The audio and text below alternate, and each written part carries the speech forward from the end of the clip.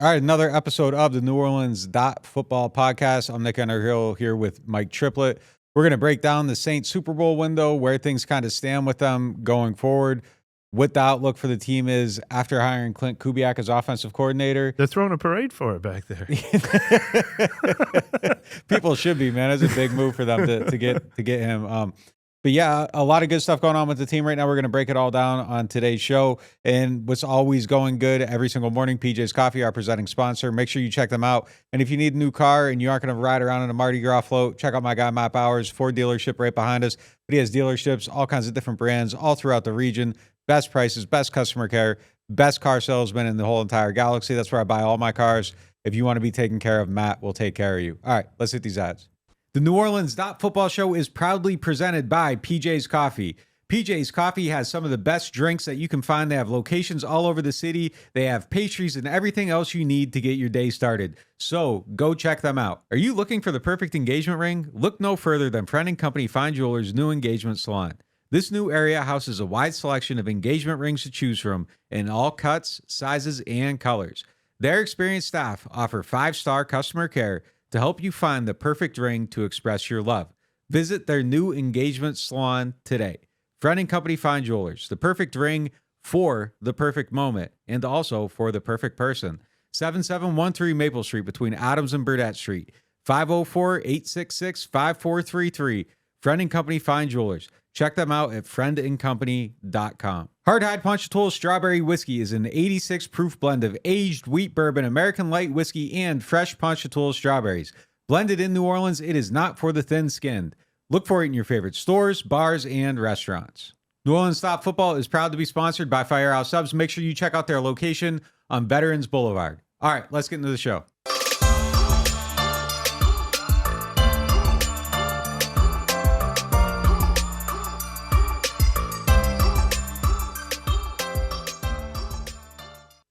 All right, let's get into our lead topic presented by Friend & Company Fine Jewelers. Friend & Company is the official jeweler of the New Orleans Saints.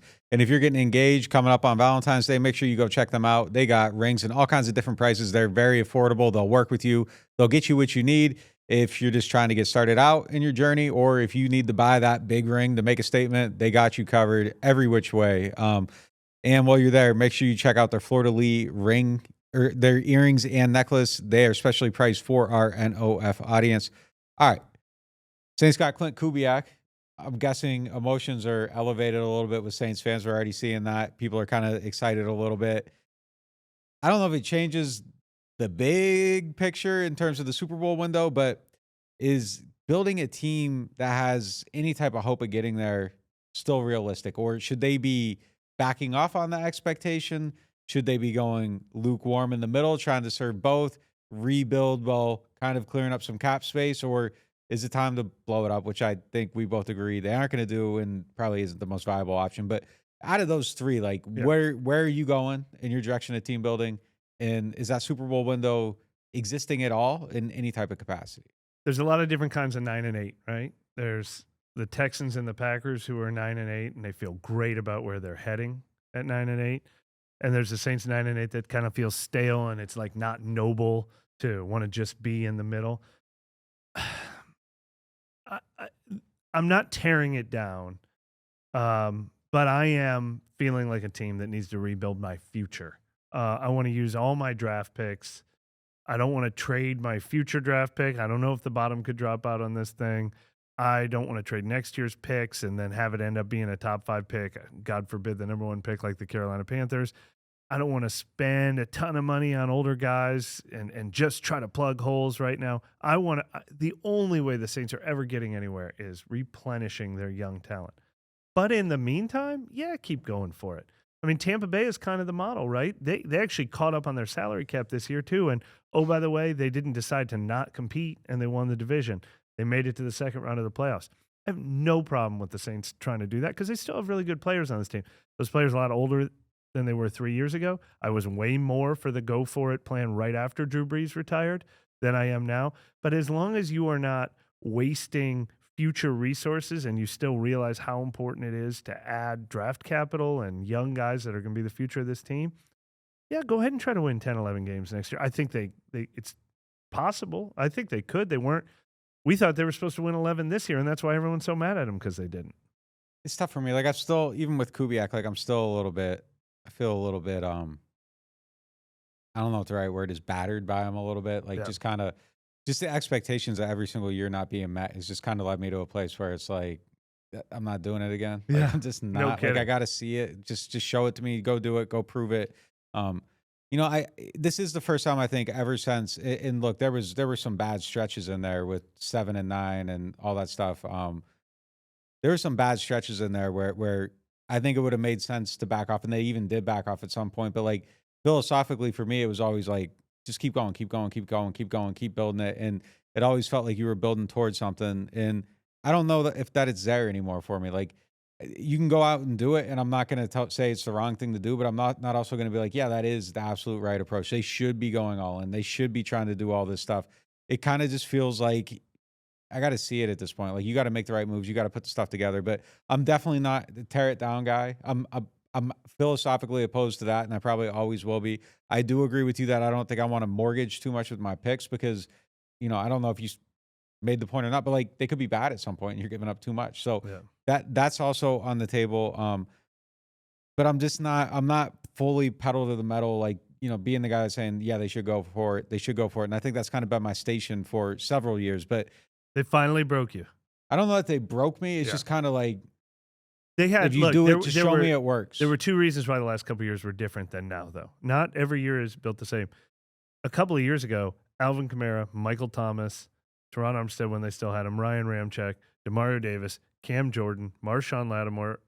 They later added Tyrann Mathieu. These guys were all still in their prime, or at least about to enter just past their prime. But that was an elite collection of talent still, even after Drew Brees retired, and the NFC South was just gutted.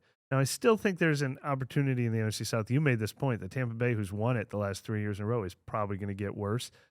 I don't know how much better Atlanta will be. It'll depend on the quarterback Atlanta gets. But I guess what I'm saying is I don't want to be motivated by this is our chance to win, so the future be damned, let's go win it this year. But I have no problem with them trying to stay competitive. No. When you brought up 14, 15, and 16, they kept Drew Brees, they kept Cam Jordan, they kept Teron Armstead, and pretty much replaced 48 other guys. They still had Sean Payton, obviously, as a coach. But you can do it that way. You can rebuild without tearing it down to the studs. Yeah, I mean, I think you articulated the point I was trying to make a little bit better than I did. Like, I'm not philosophically opposed to them trying to still win games, but it's just like the all-in aspect of it is just kind of like, I don't know about that. But yeah, I think you still keep trying to get better. You're always building your team. You're always building your team. It's just, you know, are you going 100 or are you going 65? Or are you, 5 miles over the speed limit or way more? And that's kind of where I feel like they got to try to figure out that balance. But I mean, absolutely, the NFC South is eminently winnable right now. I mean, Tampa Bay, Baker's going to make $40 million, probably not this year, but like his contract's probably going to be worth $40 million every single year. Mike Evans is out of there. There's no way I see him coming back. I think they had like a list of, I think they had like 6 free agents that are like key players on their team. Yeah. And Canales is gone. I think that's a huge hit to Baker. You're taking away his best receiver and the guy that elevated him to new heights. I mean, I think inevitably they're going to fall back a little bit. And as much as I cannot stand there, like, let's just get into the playoffs and make it happen. Like, it kind of is a thing that's real. Like we saw it this year all over the NFC. It was just like, wow, all these teams actually do have a chance. Detroit was a very beatable team. San Fran, looked ripe for the picking in the first half of that game. So I think you just kind of do try to get in there, and you should be building to something higher, but it's kind of hard to tell them that they're wrong, where if you can be Green Bay level, I mean, you had a decent season. Tampa Bay level, you had a really good season. That's a successful season, I think, for where they're at. Obviously, Super Bowl is always a goal, and it's not just making the playoffs, but I don't love that thinking. I kind of hate it, but it's as a rational thinking person, you can't look at it and say, well, they're super wrong. Like, it's just like, it's only really like, I kind of don't like this. But well, and it doesn't matter, because even if there were people in the world who believe in rebuilding, it's certainly not Dennis Allen, who is on the hot seat, very much on the hot seat, and Derek Carr, who's about to be, 33 years old and needs this to work. Like, those guys are those guys are all in. That's for sure. So Yeah, I mean, no, that's how definitely. this team is built right now. Yeah, and Mickey's going to do everything he can to support him. Nothing we've seen or heard or felt or thought suggests that there's going to be anything less than a full effort. I expect them to go. I expect them to be aggressive. I really do. I kind of think they're going to go after it. Good if that means me and Kevin talked about this on the members only pod last week. Sign that one pass rusher. I'm going to feel better about him. They got to hit on the draft, no matter which. If you like this plan, if you like this plan, if you like anything in between, they have to hit on their draft picks. But honest question, rational Nick. I'm talking to rational Nick now. Let's say it's May 1st. They've gone through free agency and the draft. Do you think you're going to be picking the Saints to win the NFC South this year? I probably do. Yeah. I mean, I really kind of honestly think I will. And that's before seeing anything. I just don't. Atlanta's got to get a quarterback. I don't think Carolina's going to be significantly better. I think Tampa Bay takes a step back. I kind of think it's still the Saints. And it hasn't been their division for a while, but I think it is I think it's very winnable. It's theirs to lose, but they just keep losing. Yeah, kind of. But yeah, I mean, I think, if it's not them, it could be, they're in the mix. I mean, they're one or two. They're definitely one or two. How about you? I bet I'm going to be picking Atlanta because I bet they get a quarterback that I like. I bet they either trade up in the draft, sign Russell Wilson, trade for Justin Fields. I know those guys aren't world beaters, but even if they get that middle tier quarterback, I think everybody's going to be picking them, and I'm probably going to jump on that bandwagon. I don't think they're. I know they're not going into next year with the Desmond Ridder, Taylor Heineke twosome again. So they're going to be the Saints of last year, this year. But look, everything but quarterback. I like the Falcons now better than I liked That's fair. the 2023 Saints. That's fair. Speaking of Derek Carr, let's get to our money segment presented by Jefferson Financial Federal Credit Union. Derek Carr contract structure is inevitable. It was written in stone when they wrote it in ink. I mean, it's just kind of the way they do it. If you've been looking at their contracts at all over the last few years, there's always year one, and then, oh, wow, here's this thing in year two, you got to move. Like, it's just kind of how they sign people. It's what they do. A lot of the reactions to this will be that it marries the Saints to them any longer. Do you see it that way? What are the downsides of reworking the deal if there are any? I do not see this as marrying them to Derek Carr longer. It's completely inevitable to me that they're going to restructure him. They're $82 million over the cap. Why not restructure the guy who you can save $23 million of that right now? Because if you don't save it from Derek Carr right now, then you go and you save it from Cam Jordan and Ryan Ramczyk and other guys that are going to cause the same problems next year. It's all just math. Here, let me break down Derek Carr's contract just so people understand. And I know this stuff gets confusing, but he's due $30 million this year, fully guaranteed. It's his salary. They're going to convert it to a roster bonus. Either way, they're just paying him the $30 million that he's owed and that they guarantee him. They're also going to guarantee a 2025 $10 million roster bonus. That was written into the contract. He's going to get it. There's some offsets. If they cut him, maybe they would get that money back. But let's just say they're paying it. So they're going to give him $40 million new dollars this year. That's going to get paid out over 2 years. Then they gave him the money last year. On the books, for salary cap purposes, that will eventually add up to $62.8 million. That will be on their books no matter what. The only difference now is, do they want it to be $35 million this year and $27 million next year? Or do they want it to be $12 million this year and $50 million next year? Either way, it still adds up to $62 million. Either way, there's still cap carryover. It's just when, it's layaway, down payment, or whatever. None of it means you have to keep Derek Carr. It's just, when do you want to account for this money that you can't get rid of no matter what? I do not think that means they couldn't cut him next year if they wanted to cut him. If they draft a quarterback in round one this year, they can still cut Derek Carr next year. But they're still going to have to move his money around. None of that means they're guaranteeing a third year for Derek Carr. He's not getting any more guarantees if they do this. Yeah, so basically it's kind of a horse apiece. Like, you got to pay it one way or expression. another. Yeah. But look, they could get there without touching them, opening up the cap space. But like, this is what you would have to do. And I did this very quickly, just basic restructures within the confines of their current contracts. You can always add voidable years to it. But if you just do basic restructures to where you're doing the least amount of damage to the cap, if people are worried about that, these are all the ones that you would have to hit. And it opens up $2.3 million in space. Lattimore, Ramczyk, DeMario, Taysom, Alvin, McCoy, Granderson, Matthew, Ruiz, Juwan Johnson, Marcus May, Cam Jordan. Restructure all of them, you got $2.3 million in space. So you got nothing. Like you're signing a couple league minimum guys. So if you obviously adding the void years to that, you can stretch that out a little bit more, get a little more space, but you're still not doing a lot of damage there. You got a couple guys to re-sign. So you do that and you're still basically, you aren't doing any shopping in the free agency market. And then you go hit the Carr one and boom, you got like $45 million to spend. Like, why wouldn't you just do it? Like it's the most sensible thing. Now look, let's say they cut Derek Carr next year because he has an even worse year and they definitely want to rebuild. 23 million after that. Yeah. But let's say they do cut Derek Carr next year. There'll be a joke. They'll be like, he's got $50 million in dead money left on his contract, and they'll figure out a way to make it a June 1st release. So it's like what part of it that year, part of it the next year. And that $50 million is going to hurt. But you're just moving it to next year instead of this year. If he cost $35 million against your cap this year, that would hurt you this year. You know, like either way, it hurts. Either way, they spent a whole lot of money on this guy, and if they had to cut him after 2 years, that stinks. That means you're rebuilding or whatever. But you don't take a huge Carr hit this year so that maybe you don't take a huge Carr hit next year. It just doesn't that part of it doesn't have to come into the thinking, as in my opinion. Yeah, no. Either way, I mean, it's a crash, not an accident. So you won't want that. But look, I think he's going to be on the team for a while. Like, I don't think this cutting scenario isn't even a thing. Like, right. I don't think it's part of their thought process. It's a thought process out there. We've discussed it. That's kind of immaterial though, because it's not a real thing. Like, they aren't getting rid of it. The only way Derek Carr isn't on this team is if they win 6 games and everybody gets fired. That's the only way he's not on this team.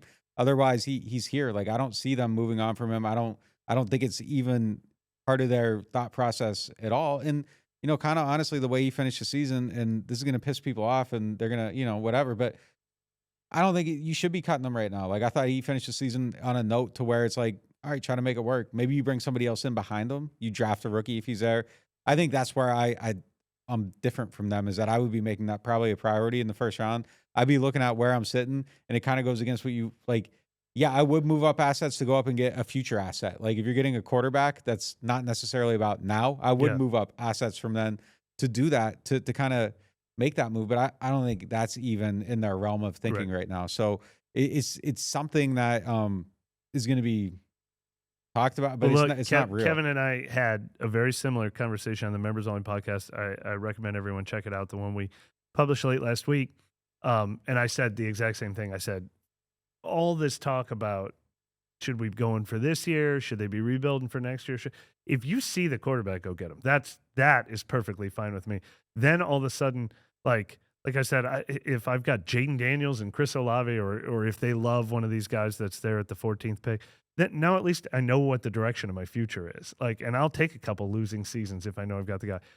I do not love the idea of trading next year's first to get that guy, because then you're using this year's first and next year's first on a guy, and chances are they're not getting up to number 1 or number 2. So you're using 2 first-round picks on a guy that is not a sure thing. I mean, even Bryce Young wasn't a sure thing last year. But if they want to use that 14th pick or maybe move up to the 12th pick or whatever and do something like that, if you've got a quarterback of the future that you're sold on, that trumps everything else we were talking about. I would go with it though. I mean, like I would move up if I had, like, the Mahomes thing. Like, they had an outrageous grade on him and didn't move, and I think it's the greatest mistake in team history without a doubt. All right, we're gonna get into some other stuff coming out of the break. Question of the day. Talk about the running back position and where it ranks on the list of needs, and a couple other things right after this ad break. It's carnival time at New Orleans Hamburger and Seafood Company. Our gumbo combos are back. Enjoy our hot gumbo, fries, and your choice of shrimp, catfish, soft-shell crab, or frog legs starting at $9.99 at New Orleans Hamburger and Seafood Company. Are you tired of renting and ready to own your dream home? Contact Jefferson Financial Federal Credit Union, your trusted source for home loans. Our competitive rates and flexible terms can help make your home ownership dreams a reality. If you're a first-time home buyer or looking to refinance, our experienced lenders are here to help. Our online application process allows you to apply on your schedule. It's quick, easy, and convenient. Visit us online at jeffersonfinancial.org to learn more. Federally insured by NCUA, Equal Housing Lender. Martin Wine and Spirits is home to a selection of hand-picked barrel select bourbon, whiskeys, and much, much more. They are family owned and operated since 1946 and specialize in wine, spirits, gourmet food, gift baskets, catering, and tasting events. They have many locations, so they're never too far away. You can check them out in Metairie, New Orleans, Mandeville, and Baton Rouge. Or if it's more convenient, you can always shop online. Whether you're a wine novice or a seasoned collector, you'll enjoy the Martin Wine and Spirit experience. All right, welcome back to our studio on Veterans Memorial Boulevard. If you need a new car, make sure you check out my guy, Matt Bowers, Ford dealership right behind us, newly open, newly renovated, but same great customer care and prices. So make sure you check out Matt if you need a new car. They'll take care of all your needs there for sure. All right, it's time for our moment of the day presented by New Orleans Hamburger and Seafood Company. You started your series ranking the Saints' position needs. Running back ranks low on the list, partly because it's not going to be something that they need to use major resources on. But what's the outlook for that position to you? It's crazy. I had it so much higher last year. I think 3 or 4. And then they signed Jamal Williams, draft Kendre Miller, and now I have it ranked second to last on the list. That doesn't mean I think they solved it with those guys. And Alvin Kamara got another year older, and he's a year away from his contract blowing up. So I feel kind of silly having it that low on the list. I think it just speaks to they've got needs at every position. But I mean, those are probably the 3 guys they're going to roll back. Like, I'm not looking at high-end free agents. I'm not using my first or second round pick on a running back this year. I'll take another one in the middle rounds maybe. But so for that reason, I think that's who you're going to war with this year is Alvin Kamara, Jamal Williams, and Kendre Miller. And I sure hope Kendre Miller pans out for them. At least they've got someone that they're going to take a look at. Eventually, this will probably be a position they need to address again. But with the new offensive coordinator, with hopefully a more effective run scheme, maybe those 3 can be what we thought was a pretty deep and rich position heading into last season before it wasn't. Let me not say that as hard as I was gonna. I don't have a lot of hope for Jamal Williams at this point. Yeah, that's fair. I've kind of moved on from that one, but I think it's not impossible that they move on from. They don't save a ton of money, but if you don't want to pay him another $3 million, if you don't think he's better than the replacement level, it's something they'll consider too. I think by July, I'm probably going to talk myself into thinking Kendre Miller's a Pro Bowler.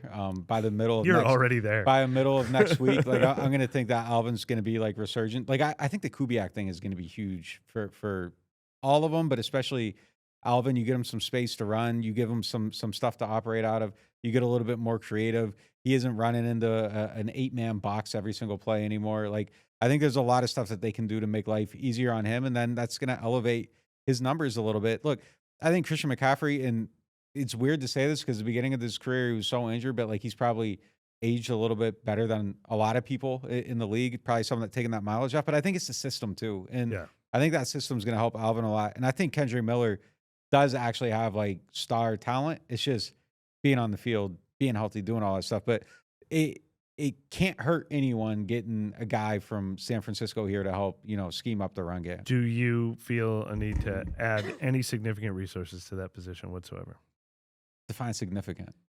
First or second round pick, no, or free agent money at all? Maybe, really? I mean, maybe a couple dollars, but I wouldn't go crazy at this point. I mean, a veteran doesn't fit unless you're taking someone out of the mix. I think you would have to shuffle out Jamal probably, but I mean, if Kendre's healthy, like you really don't need that guy anyhow. So like where are you placing? Is it a bet on Kendre? I would backstop that a little bit. Significant? No. I mean, I'm not one I'm of not those trying to comp picks in the 4th or 5th round, sure, but I'm not trying to bring somebody in ahead of Kendre at this point, like just kind of behind them. So no, I don't think so. Yeah, a year from now we could be singing a different tune. Alvin Kamara will be one of the major talking points next offseason, but hopefully he's rejuvenated by the new run scheme they bring in and the new offensive coordinator they bring in. He's definitely got to be excited. I mean, there was a lot of frustration. I don't think it was necessarily with just Carmichael, but everything in general. But I think he has to be thrilled to kind of see this news come together a week from now when it's actually official. All right. Time for our Martin's question of the day. Martin's is home to a wide selection of handpicked barrel select bourbons, whiskeys, and more. Martin, so much more than just wine. Sydney Saint asked, with Hurst below par performance, Pete out the door at left tackle, and question marks over Nick Saldiveri, do the Saints need to get a bona fide starter at guard this offseason? Yeah. Yeah, maybe, but Hurst is a tackle/guard. Pete is a tackle/guard. Trevor Penning might become a tackle/guard. I'm okay with addressing one spot or the other on the left side. I'll take a left tackle in the first round. Let those 3 guys fight it out for the left guard spot. I'll take a left guard in the second round. Let those guys fight it out for the left tackle spot. One way or another, and actually, it might be easier to find the left guard. Like that 45th pick they have from the Broncos might, I feel like I'd feel pretty good about getting an Eric McCoy level player, maybe even a Cesar Ruiz level player with the 45th pick. That would solve a lot of problems, and then let everyone else battle it out for one spot. If Trevor Penning doesn't pan out, you've got Pete or you've got Hurst. I want one or the other. I would like them to raise the bar at tackle, though. I mean, I really would. Sure. If they can go out and elevate that a little bit, I think it would be huge. And then especially just kind of with like the more emphasis on the run game and everything, I think being better at both them spots wouldn't hurt. But yeah, I mean, I agree. One or the other, at least. If you give me the preference, though, and absolutely, it's going to be cheaper and easier to find a left guard than a left tackle. I think you do have to bring back Pete no matter what and kind of try to figure that out. But it's going to be interesting, though. Like some of these guys might not fit, the ideals going forward. So maybe Trevor Penning doesn't even fit the thought process at guard because they want a different type of guard, or Andrew Speed doesn't. I mean, it's going to be fascinating to see kind of how everything changes a little bit, bringing in the new guy. All right, we're going to do 2 of these. Second one comes from Lars Rimfalk. Will A.T. Perry be a solid number 3, or will the Saints draft a wide receiver? And if they do, in what round? He thinks it's worth a shot in the 6th or 7th. Well, 6th or 7th round, I mean, I count on nothing from those guys. They got A.T. Perry there, so of course they pan out on something like that. Yeah, the draft class can include another receiver. And they could take a receiver in the first round. They can sign a receiver in free agency. I mean, there is room to add another pass catcher. But so I'm not saying I'm set. Olave is my 1. Shaheed is my 2. Perry is my number 3. I don't need anything else. But Perry will be part of this mix. And I'm excited to have him as part of my team if I'm the Saints with what I saw last year. If he's the 4, all the better. Some days he'll be the 2. Some days guys will be hurt. Some days he'll be featured. Some days he won't. But I love that I have 3. We have 3 of the top 4 that we can write in ink right now, I think, with him. Yeah, I'm not complaining. I'm fine anywhere with it. Yeah. Honestly, like if you get the next Mike Thomas or whatever, like I don't care that you bypass something else because in November you're like, damn, they got like a superstar, a wide receiver, or the next Olave, whatever. I'm well, different type, but you know what I mean? Like that level of production, I'm fine with it. So, and it's a high value position now. Like you have to overpay to get these guys. Yeah. It's not necessarily a top level need, but I think if you have, 3 guys that have Pro Bowl talent, like on the field, cool, go do it. Like I'm fine with that, honestly. So I'm not adhering to any round. I think theoretically though, if you're like, have me ranking them or whatever, like I'm not putting it above pass rusher, tackle. There's a lot of things that I'm putting ahead of wide receiver, but if you have transformative talent, go get it. Like I'm totally fine with that either way. All right, that's going to do it for us on this one. We're going to have a whole lot more on Klint Kubiak throughout the week. Make sure you check that out. Show will be back Wednesday. It's 7:00. For everything else, make sure you sign up to NewOrleans.Football. Use the code MOTION to save 20% off your first payment, and we'll see you next time.